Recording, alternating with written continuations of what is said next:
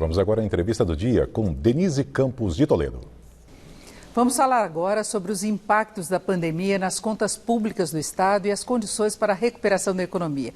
Eu converso com o ex-ministro da Fazenda, ex-presidente do Banco Central, Henrique Meirelles, secretário estadual da Fazenda e Planejamento. Secretário, boa noite.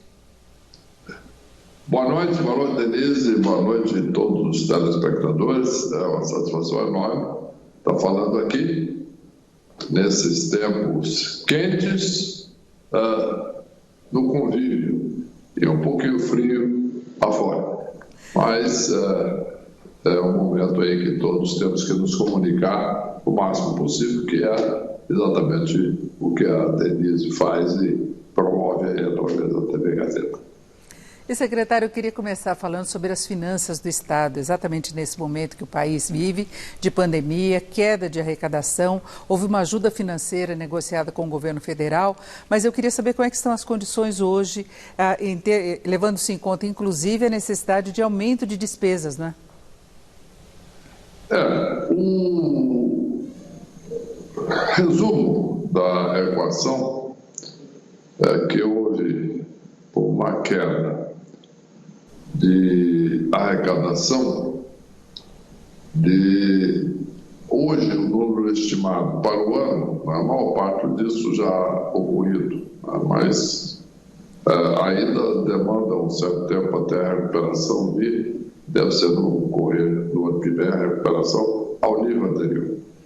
Então nós temos que considerar a estimativa para o ano realisticamente, o que no presente momento a nossa estimativa é ao redor de 19,7 bilhões de reais de queda de arrecadação.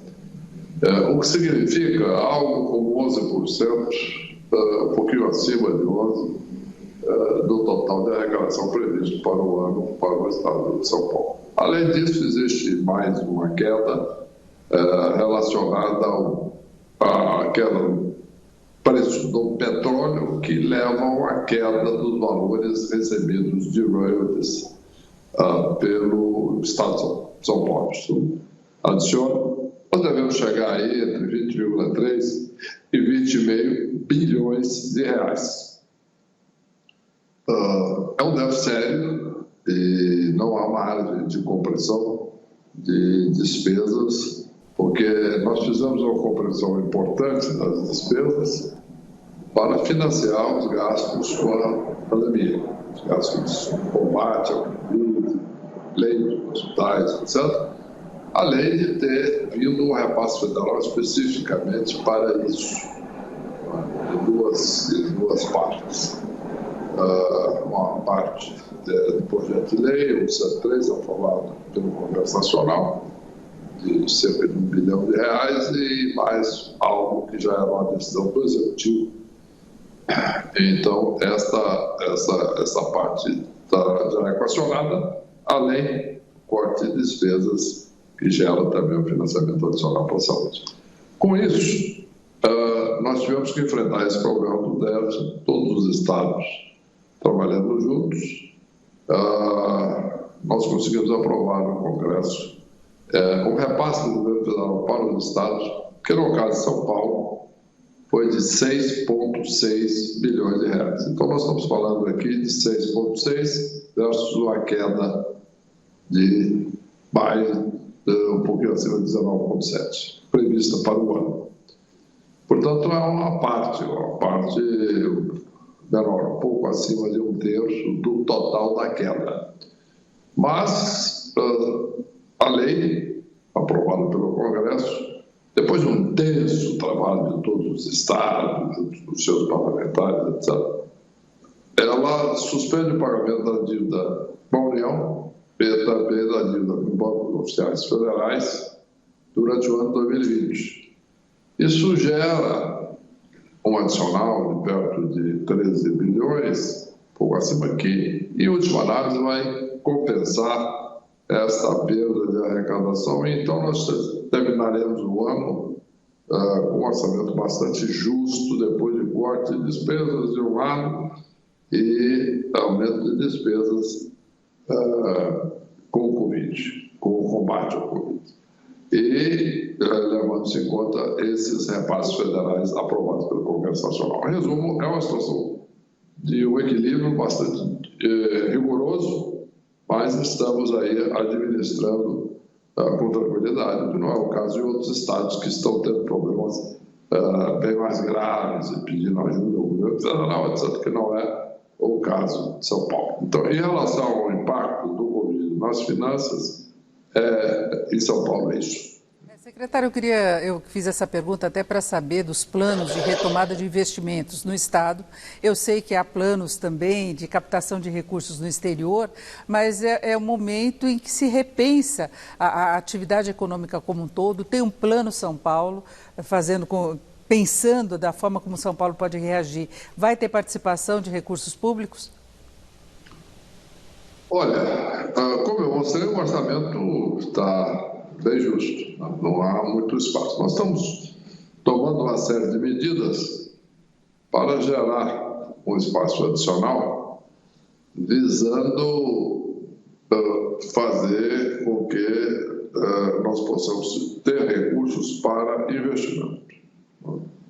E obras essenciais, etc., que são extremamente necessárias neste período de retomada agora, já olhando à frente da retomada da economia. Então, nós estamos fazendo isso aí, vai se dar através de um corte muito sério, adicional de despesas, mas também questões referentes analisando com muito cuidado, com muito rigor, subsídios que foram concedidos para empresas prévias até 2018, que há um pouco de espaço para isso. Então, esse é um plano que está se fazendo. Mas, evidentemente, nós precisamos de muito mais.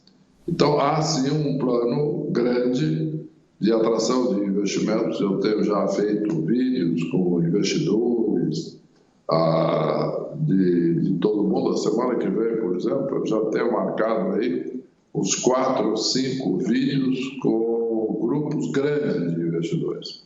Às vezes, grupos até de mais de 100 investidores. Normalmente organizado por uma instituição financeira ou uma organização do mercado de capitais. Normalmente, então, com essas organizações, nós temos a oportunidade de explicar nossos planos para São Paulo, de oportunidade de investimento na área de infraestrutura, rodovias, principalmente ferrovias, e também o crescimento previsto para São Paulo, que nós temos confiança que será maior do que a média brasileira. Baseado no fato de que, em 2019, nós já crescemos 3 vezes mais do que a média brasileira. Portanto, teremos condições de repetir isso ou até melhorar ainda mais em 21 e 22. Portanto, baseado nisso, existe muitas oportunidades de investimento na indústria, no comércio, serviços e muita coisa na infraestrutura. Nós temos aí 19 grandes projetos de concessões ou parcerias público-privadas que já estão sendo anunciados. E existe um grande interesse de investidores para isso. Nós tivemos um exemplo de sucesso no início do ano, que foi o grande aporte de investimentos comprometido por um consórcio de grandes fundos internacionais que venceram a licitação para investirem na construção da estrada Piracicaba-Panorama, que é uma estrada que corta 62 municípios de São Paulo. Corta todo o oeste de São Paulo. Quer dizer, ele cruza o estado de Piracicaba até a fronteira sul do estado, e é uma estrada de 1.270 quilômetros com um investimento compromissado aí de 14 bilhões de reais. Foi um sucesso enorme. Foi disputado, teve viagem, etc. Por quê? Porque São Paulo não só já tem sucesso na infraestrutura por concessões anteriores, um bom histórico, mas tem também esse histórico do crescimento grande que tivemos em 19, considerado a média brasileira, E mesmo a média internacional foi um crescimento robusto e as perspectivas, então, para 2021-2022, com todos os projetos que já estão prontos, sendo mostrados aos investidores, nós temos aí grandes oportunidades de investimento, sim, de capital nacional e internacional. Esses investidores a que eu me referi, muitos nacionais, grandes fundos, investidores nacionais e internacionais também, muitos. Por exemplo, a estrada Piracicaba Panorama, que ficou conhecida na imprensa como a PIPA, né? Ela foi vencida por um consórcio de um grande fundo norte-americano e um grande fundo de Singapura, que inclusive é o fundo soberano de Singapura. Então, esses dois venceram e estão já tomando todas as providências, já assinaram um contrato, etc., para fazer esse investimento. Em resumo, é um projeto que está atraindo investidores, mas não só isso, também em todas as áreas, educação, área, por exemplo, nós vamos colocar algumas parcerias importantes na Serra do Mar, Jardim Botânico, por exemplo, nós estamos analisando a hipótese de privatizar a Arena, Ibirapuera, tem projetos diversos, todos muito bem arrumados, muito bem montados e com grande interesse. Secretário, para fecharmos rapidamente, São Paulo consegue fechar o ano com números positivos? Do ponto de vista de crescimento da economia, está um pouco prematuro para dizer. Estamos fazendo todo o esforço necessário para conseguir. O Brasil deve cair, segundo as previsões dos economistas hoje, segundo a pesquisa do Banco Central do Brasil, que pesquisa um grande número de economistas, deve cair a economia brasileira até um PIB negativo de cerca de 6,5%. O Fundo Monetário Internacional fez uma estimativa há já um mês atrás, pior do que essa, ao redor de 9% de queda. O Banco Mundial tinha previsto 8%, mas deve ser um pouco melhor do que isso. Houve uma reação em alguns setores aí, recente, agora, no mês de junho, sobre maio. Então, o pior momento, de fato, foi abril, quando caiu muito a atividade econômica.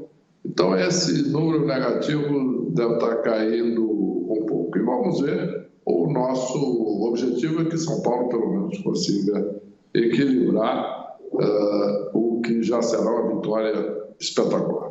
É isso, ouvimos aqui o secretário Henrique Meirelles, secretário estadual da Fazenda e Planejamento. Secretário, muito obrigado, uma boa noite. Obrigado a você, muito boa noite e boa noite a todos os telespectadores aí. E curtam aí o restante dessa noite, que é essencialmente virtual hoje em dia, né? Além do convívio familiar. Muito obrigado e até a próxima. Você.